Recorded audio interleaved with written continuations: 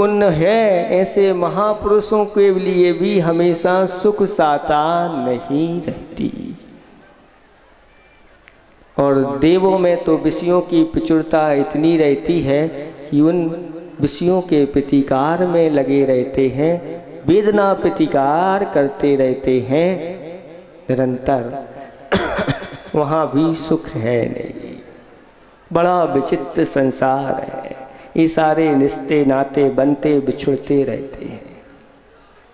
कभी वह बेटी जो होती है माँ का रूप धारण कर लेती है और माँ बेटी का रूप धारण कर लेती है। पत्नी भी माँ बन जाती है और माँ भी आगे जाकर के पत्नी के रूप में आ जाती है। ऐसी स्थिति होती है। ऐसे ही पुत्र पिता बन जाता है, पिता पुत्र बन जाता है। यहाँ तक ऐसी दशा होती है, ऐसी भी घटनाएं आगम में लिखी हुई हैं कि वह स्वयं अपना ही पुत्र हो जाता है। पिता है और स्वयं अपना पुत्र हो गया। ये बहुत ही विचारणीय विचित्रता की बात है। ऐसा संसार है। राग के उदय के कारण से ये दशा होती है। राग के वशीभूत होकर के बेटे के वियोग में वह माँ आर्त ध्यान कर के मर गई और मर करके बाघनी बनी और बाघनी बन करके अपने ही बेटे का भक्षण कर लिया। ये संसार की स्थिति है। धनवान जो होता है भिखारी बन जाता है और भिखारी धनवान बन जाता है। यहाँ तक कि राजा मल का कीड़ा हो जाता है। आप लोग पूजा करते हैं, उसमें आता है कि एक राजा वह मर करके विष्ठा का कीड़ा बन गया। संसार की ऐसी दशा है। इस संसार को असार जान करके और इस संसार से वैराग धारण करना बहुत दुर्लभ है।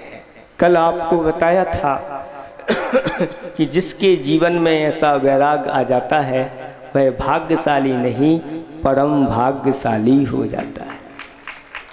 आप लोग भाग्यशाली हैं, आपने ऐसे उत्तम कुल में जन्म लिया है, भाग्यशाली तो हैं।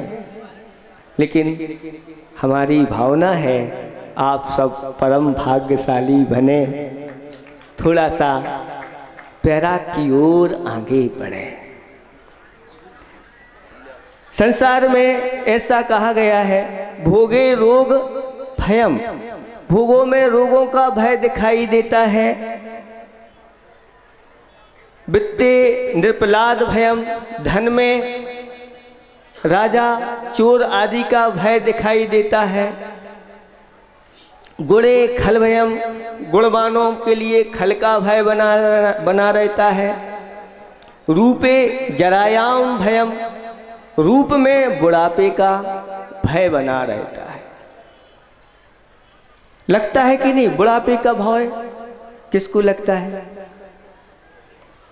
जिन जिन ने काले बाल कराए हैं समझो वह बुढ़ापे से भयभीत हैं।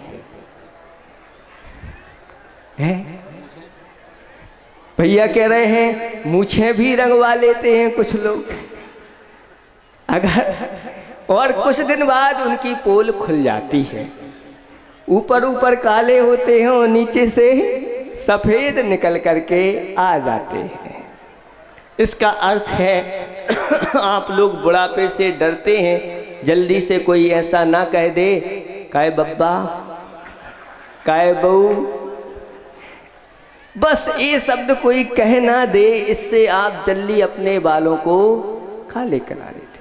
अब वैराग आएगा तो कैसे आएगा? पहले लोग अपने एक सफ़ेद बाल को देख करके, और अब ये बुढ़ापे की निशानी आ गई है और घर बार छोड़ करके दीक्षा धारण कर लेते थे। लेकिन आज जैसे ही आपके बाल काले होते हैं, आप बाल सफ़ेद होते हैं, आप काले करा लेते हैं।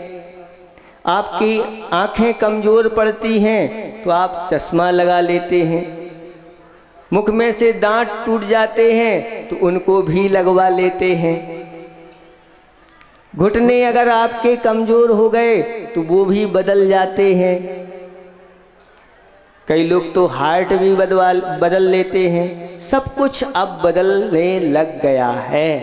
अब वैराग आएगा तो कहाँ से आएगा बताओ। सब बदल जाते हैं, लेकिन आचार्य भगवान कहते हैं आत्मा तो वही रहती है, आत्मा को कोई बदलता नहीं, अनादिकाल से वही आत्मा है और आज भी है। उस आत्मा के वास्तविक स्वरूप को अगर प्राप्त करना है तो शरीर के श्रृंगार आदि में मत लगाओ। बहुत अच्छा भजन आता है, मत कीजो जियारी गिन गेह देह जड़ जान के, मत कीजो जियारी।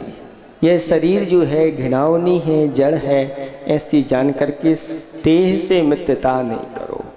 लेकिन सबसे ज़्यादा अगर रहती है तो इस शरीर से रहती है। शरीर के लिए कितना समय अपन दे देते हैं कि नहीं? लेकिन इसके बारे में मात तात रज बीरज सो यह उपजी मल फुलवारी। एक बार विचार करो, यह मात और पिता, उनके मल से यह फुलवारी तैयार हुई है। इसकी उत्पत्ति कैसे हुई है शरीर की? तो मल से ही इसकी उत्पत्ति हुई है, उसके अंदर मल ही भरा हुआ है। हड्डी मांस मज्जा आदि आदि रक्त आदि की लाल लाल एक क्यारी बनी हुई है, और इसकी सेवा में लग जाते हैं तो वह धन धर्म और समय को चुराने वाली होती है यह देह। इस देह में जितना समय देते तो समय को चुरा लेती है, धन को भी चुराती है, और जितना समय शरीर को दे दिया तो धर्म को भी चुरा लेती है। इसलिए मत कीजो जियारी। जा संयोग रोग भव तोलो, जा वियोग शिवकारी। बुध तासो न ममत करें यह, मूढ़ मतिन को प्यारी। जिनको यह शरीर प्यारा लगता है वो मूढ़मती ऐसा कहा गया है विद्वानों ने, मूढ़मती है। जब तक इसका संयोग रहता है तब तक संसार रूपी यह भव रोग लगा रहता है, संसार रोग लगा रहता है।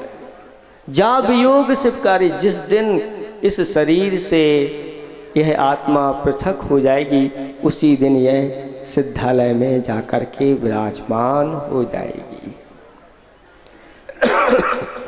इसलिए इस शरीर को पाकर के तप में लगाओ। जैसे प्रभु ने आज यह युग के आदि में अवसर्पणी काल 10 कोड़ा कोड़ी सागर का अवसर्पणी काल होता है।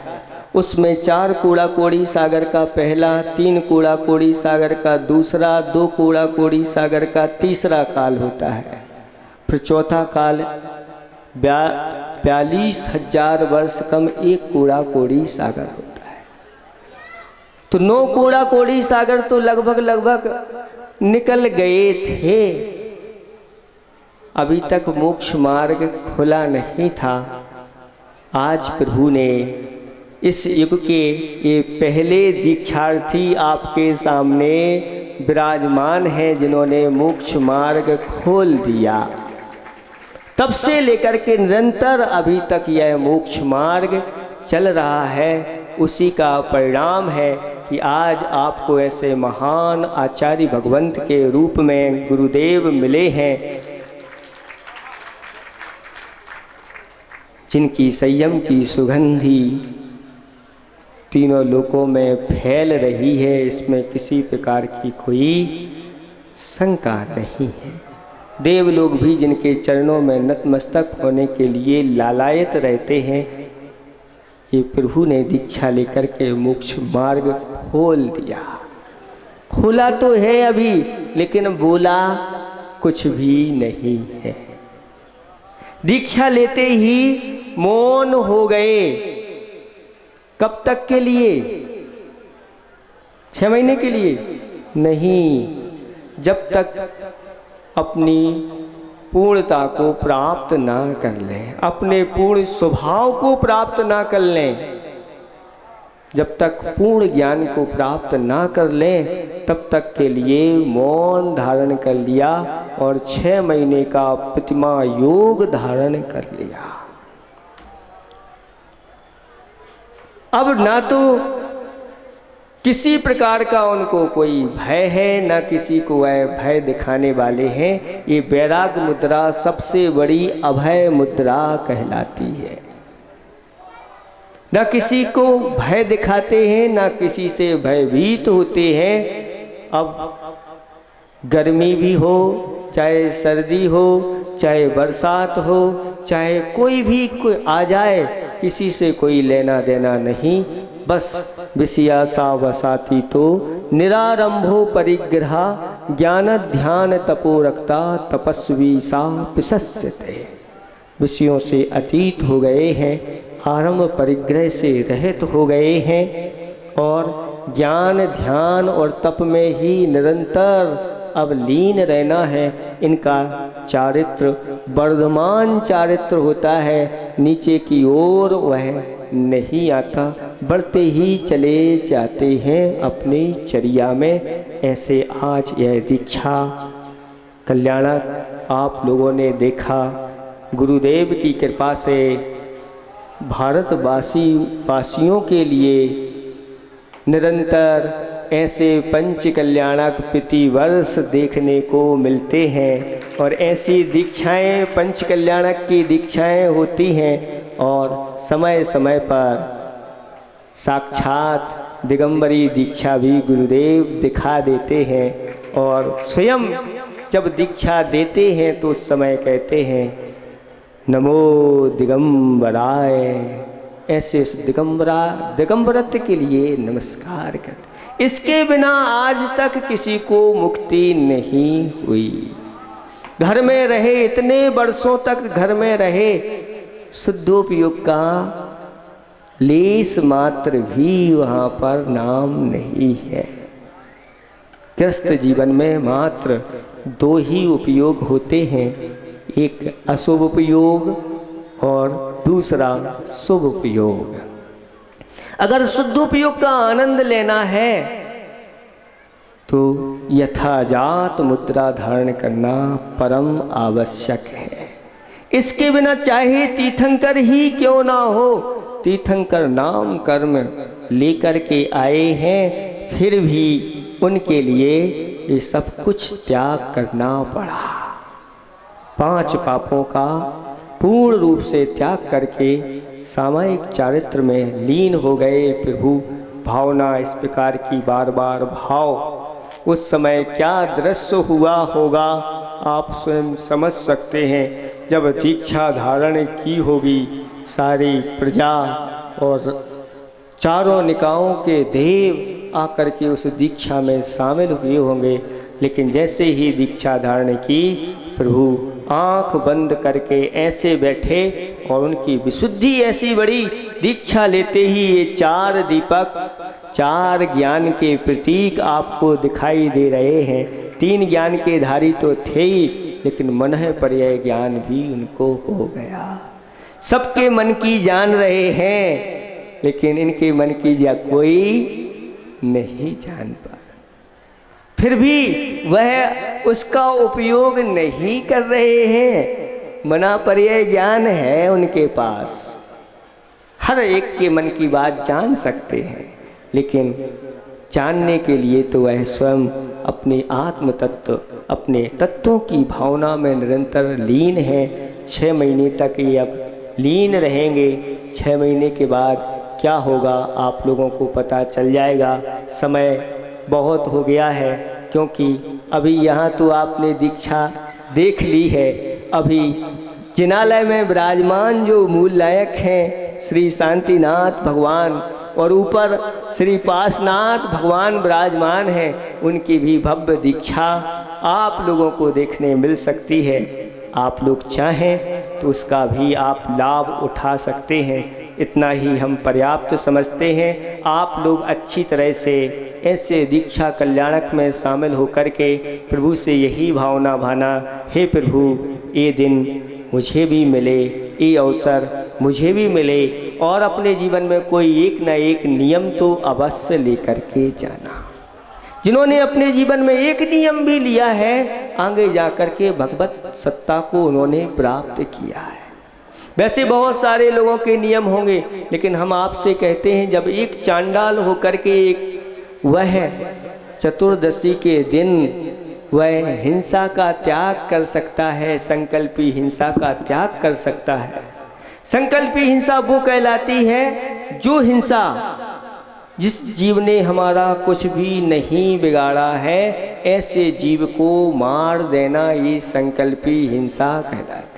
विरोधी हिंसा का त्याग नहीं करा रहे हैं, आरंभी हिंसा का त्याग नहीं कर रहे। जो आप आरंभ आदि करते उसमें हिंसा हो जाती है।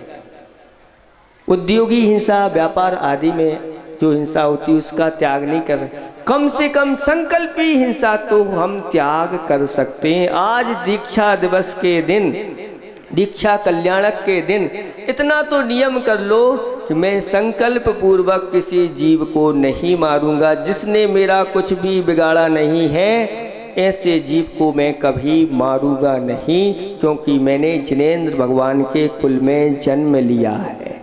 बोलो कितने लोग आज तैयार हैं इस नियम को। जब एक चांडाल होकर के नियम ले सकता है तो आप क्यों नहीं।